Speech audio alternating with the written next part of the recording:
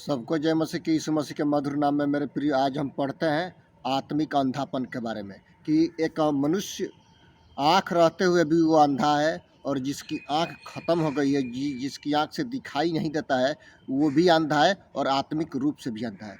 और जो सदुकी फरीसी आज के युग में जो बड़े बड़े पास्टर लोग हैं, उनका सोच है कि मेरे चर्च के लोग ही स्वर्ग के राज्य में प्रवेश करेंगे और मेरे चर्च के लोग ही आत्मिक भाषा बोलेंगे और अन्य भाषा का वरदान प्राप्त करते हैं और वही लोग स्वर्ग के राज्य में जाएंगे। ये भी अंधापन है, पागलपन है। एक आयत हम पढ़ लेंगे, यूहन्ना रचित सुसमाचार उसका 9 अध्याय के 39 पद।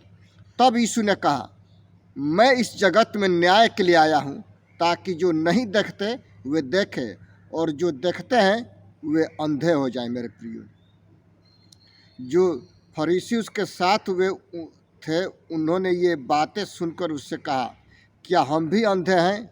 यीशु ने उनसे कहा, यदि तुम अंधे होते तो पापी न ठहरते, परंतु अब कहते हो कि हम भी देखते हैं, इसलिए तुम्हारा पाप बना रहता है। आज के युग में बहुत से पास्टर हैं जो गलत टीचिंग देते हैं अन्य भाषा पर। अन्य भाषा है ही नहीं, सांसारिक भाषा है तो अन्य भाषा है, दुष्ट आत्मा है तो पवित्र आत्मा है। मेरे प्रियो, वो परमेश्वर अपने पुत्र को हमसे और आपसे कितना प्रेम किया कि वो जगत में भेजा। मेरे प्रियो, लूका रचित सुसमाचार 4 अध्याय का हम 18 पद देख लेंगे, उसमें क्या परमेश्वर का वचन कहता है।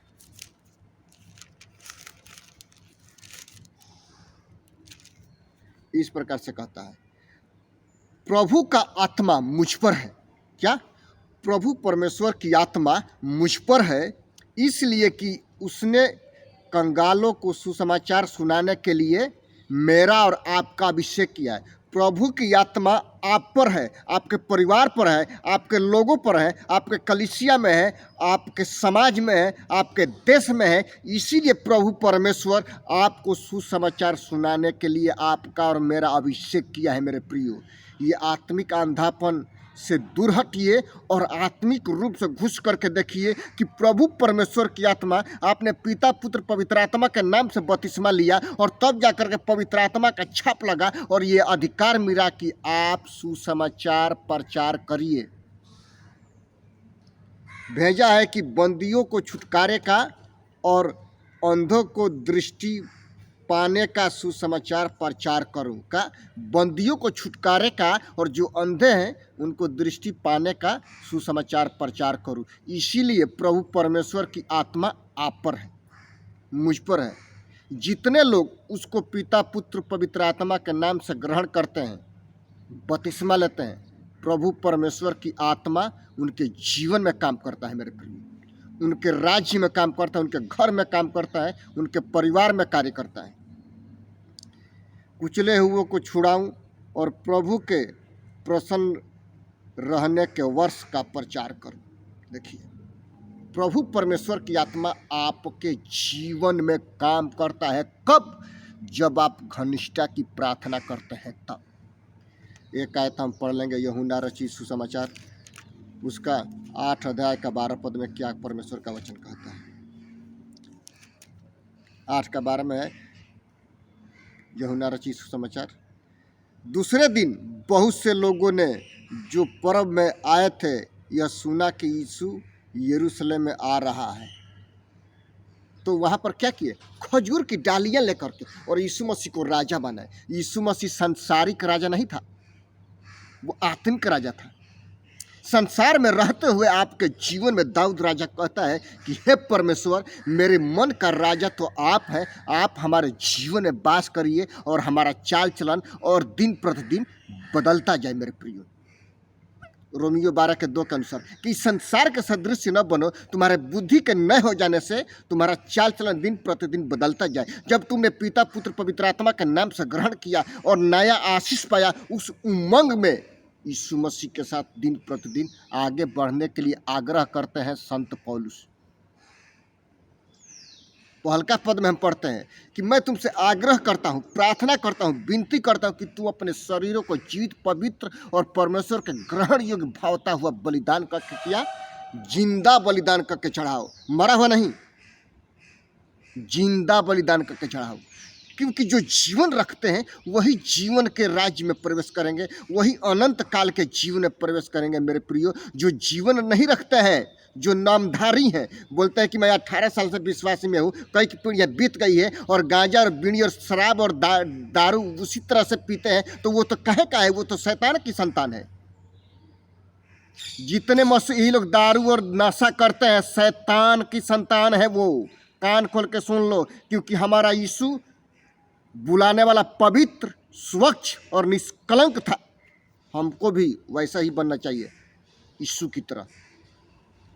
जितने दारू शराब पीते हैं क्रिश्चियनों, वो शैतान की संतान है। उनके उनमें जीवन का वृक्ष लग ही नहीं सकता, क्योंकि वो शैतान बन गए।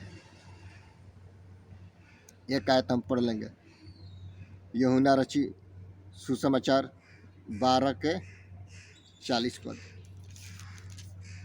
में इस प्रकार से कहता है, उसने उनकी आंखें अंधी की और उनका मन मोटा कर दिया गया। कहीं ऐसा न हो कि वे आंखों से देखे और मन से समझे और फिरे और मैं उन्हें चंगा करूं। यशायाह कहता है कि उनका मन मोटा हो गया है, इसलिए कि वो घमंड से भर गए हैं, और घमंड ही एक व्यक्ति को खोखला करता है। मेरे प्रिय, घमंड एक व्यक्ति को खा जाता है, क्योंकि हमारा प्रभु क्षमा का खान है, दया का खान है, दया का सागर है। आसमां यीशु ने बनाया, धरती यीशु परमेश्वर ने बनाया, और समुंदर के हद ठहराई परमेश्वर ने। उससे वो कितना ही उफान चलता है, लेकिन वहीं पर रहेगा। क्या वहीं पर वो रहता है? इसमें हम बहुत सारी बातों के बारे में पढ़ते हैं। 41 पद में हम पढ़ते हैं कि यशायाह ने यह बातें इसलिए कही कि उसने उनकी महिमा देखी। किसने? यशायाह ने परमेश्वर की महिमा देखी और उनसे उनके विषय में बातें की। तो भी अधिकारियों में से बहुतों ने उस पर विश्वास किया, परंतु फरीसियों के कारण प्रगट में नहीं मानते थे, कहीं ऐसा ना हो कि वे आराधनालय में से निकाले जाएं। क्योंकि जितने लोग यीशु मसीह को मानेंगे उनको आराधनालय से लोग निकाल देते थे, सदुकी फरीसी लोग पहले। और आज भी जो विश्वासी पास्टर के मुंह पर बोल देता है सच्चाई बात है, उसको वो पास्टर निकाल देता है। अरे कहाँ कहाँ से निकालोगे? परमेश्वर तुमको निकालेगा तो तुम कहीं का नहीं होगे मेरे प्रियो। इसलिए हर समय में परमेश्वर के साथ स्तुति और प्रशंसा करने की जरूरत है। तुम चर्च से निकालते हो, परमेश्वर अपने हजूरी से तुमको निकाल देगा, जीवन के पुस्तक से नाम काट के भगा देगा। इसलिए अपने अपने पापों से मन फिराना है, यीशु के पास आना है, क्योंकि यीशु अनंत काल का जीवन देते हैं मेरे प्रिय। यीशु अनंत काल का जीवन देते हैं। इसको हम फिर अगले भाग में हम पढ़ेंगे।